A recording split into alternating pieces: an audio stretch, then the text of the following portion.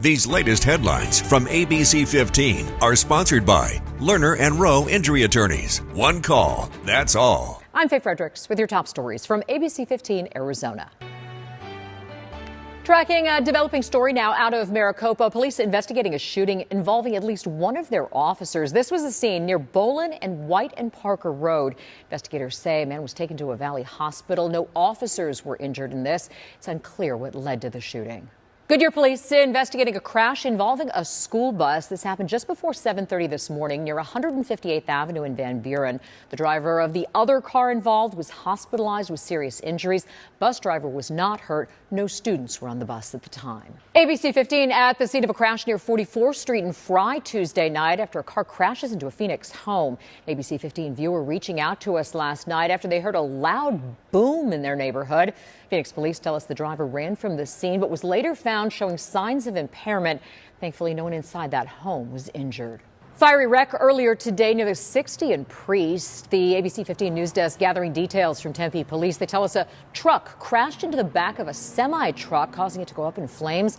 Our photographer on scene says it appears the driver was detained. Now, despite the charred vehicle, there were no serious injuries and the area is now back open. Keeping our region from running dry, Governor Katie Hobbs taking action to make sure our state's water supply flows for future generations. Governor announcing a water protection investment of more than $60 million.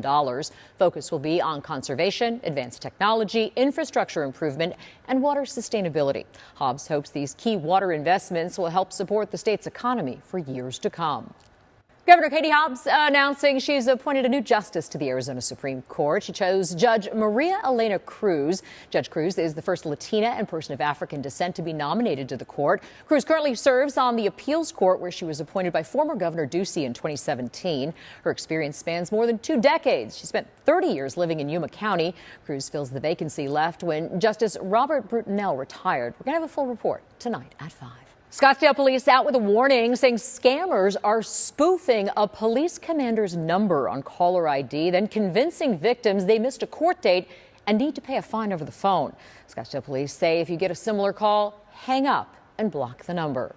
ABC 15 keeping an eye on the East Valley as Mesa public school officials address staffing cuts amid declining enrollment. At last night's meeting, the district moving to approve a certified reduction in force, or RIF, for next school year. No decisions made on which positions will be cut or where. That's expected to be announced at a later date. New video now showing the first light rail train to cross over the Salt River Bridge. Sweet James Chopper up over the scene just a short time ago. Valley Metro is expanding into South Phoenix. This will run 5 miles down Central Avenue all the way to Baseline. And at 5 and 6, more on the expansion. Plus, hear from business owners impacted by the construction. Some tell us they have to close up shop.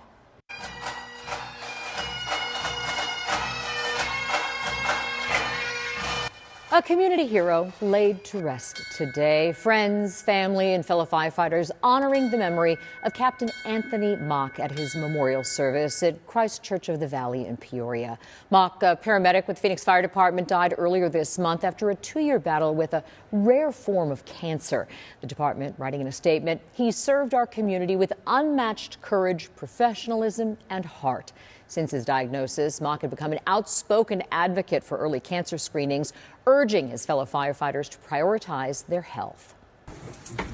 Hank and Coco, it's snow.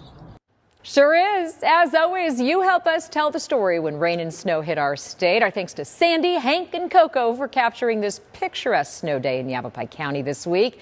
Let's take another look at your most accurate forecast. Amber? Tracking your forecast, our dry streak is finally over. I'm Chief Meteorologist Amber Sellens. 1/100th of an inch. It wasn't much, but it was all we needed to end the second longest dry streak ever recorded here in Phoenix at Sky Harbor. 159 days without rain prior to today. The storm system not done yet. We still have a chance of maybe seeing some more lingering snow showers through tomorrow morning, and then we will see it clear out of Arizona completely. Temperatures tomorrow look cool, but not quite as as cool as they have been. We're beginning a warm up that'll take us all the way into the 80s by next week. But tomorrow, 41 degrees at 6 a.m., 56 at noon, and 64 around 4 p.m., just about 5 degrees below average as sunshine returns to our valley forecast. High pressure is going to build in next. So again, this is really warming things up. In fact, we are tracking 80s in the 7-day forecast, maybe even mid 80s toward the beginning of next week. We'll start to drop again by Wednesday.